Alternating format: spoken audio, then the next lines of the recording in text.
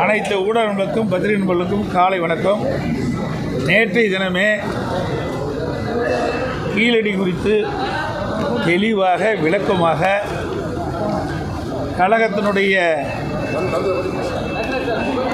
ஒலிபரப்பு துணை செயலாளர் அவர்கள், முன்னாள் அமைச்சர் திரு பாண்டியராஜன் அவர்கள் விளக்கமாக கீழடி அகழ்வு ஆய்வு குறித்து தெளிவான பதிலை கொடுத்துருக்கோம்.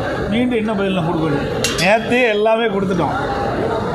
மாண்புமிகு அம்மா இருக்கின்ற பொழுது என்னென்ன நடவடிக்கை எடுத்தாங்க, அம்மா மறைவுக்கு பிறகு அம்மாவுடைய அரசு கீழடி அகழ்வு ஆய்வு ஆராய்ச்சியில் எப்படியெல்லாம் ஈடுபடுத்தப்பட்டது என்ற விளக்கத்தை நேற்றைய தினமே தெரிவிக்கப்பட்டு பத்திரிகையிலும் செய்தி வந்துவிட்டது, ஊடகத்திலும் செய்தி வந்தது. அதே போல் முருகன் பக்தர்கள் மாநாட்டுக்கு வந்து மாவட்டங்களில் இ பாஸ் போட்டு மறுபடியும் அது முருகன் பக்தர்கள் மாநாடு.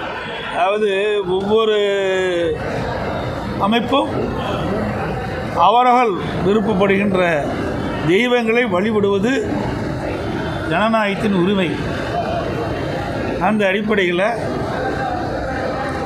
ஜனநாயக நாட்டில் அவர்கள் விரும்புகின்ற கடவுள்களை இன்றைக்கு மாநாட்டின் மூலமாக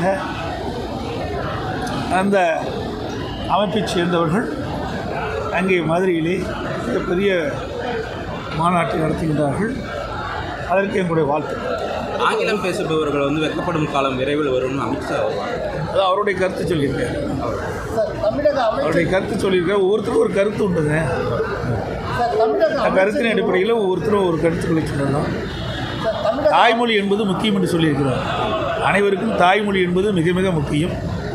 அந்த தாய்மொழிக்கு கொடுக்கின்ற முக்கியத்துவத்தை விட ஆங்கிலத்துக்கு அதிகமாக முக்கியத்துவம் கொடுக்கின்ற என்ற பொருள்பட தான் அவர் சொல்லியிருக்கார்.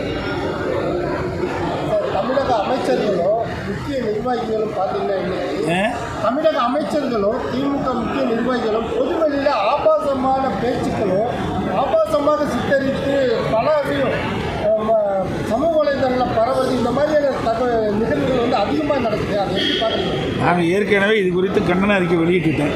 பத்திரிகையில் வந்துட்டு, ஊடகத்திலையும் வந்துட்டுது. இன்றைக்கி திராவிட முன்னேற்ற கழகத்தை பொறுத்த வரைக்கும் மக்களிடத்தில் மிகப்பெரிய கொந்தளிப்பு ஏற்பட்டிருக்கின்றது. மக்களோட ஆட்சி தமிழகத்தில் நடைபெற்று கொண்டிருக்கின்றது. அதையெல்லாம் மறைப்பதற்காக, மடைமாற்றம் செய்வதற்காக இப்படி கேலி சித்திரங்களை வெளியிடுவது, அவதூறு செய்திகளை வெளியிடுவது வாடிக்கையாக கொண்டு இருக்கின்றார்கள். இதற்கெல்லாம் 2026 சட்டமன்ற தேர்தலிலே மக்கள் அவர்களுக்கு தக்க தண்டனை வழங்குவார்கள். யோகாசனம் வந்து ஒரு மிகவும் முக்கியமானது. உடல் ஆரோக்கியத்திற்கு மிக மிக அவசியமானது.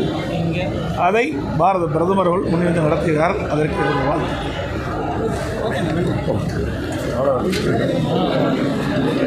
வழியை நீ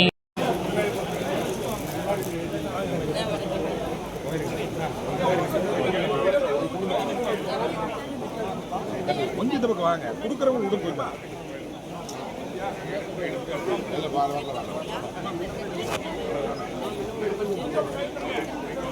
கொஞ்சம் வெளியே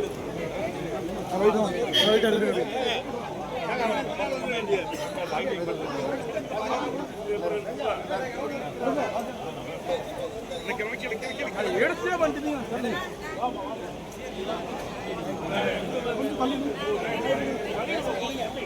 கொஞ்சம்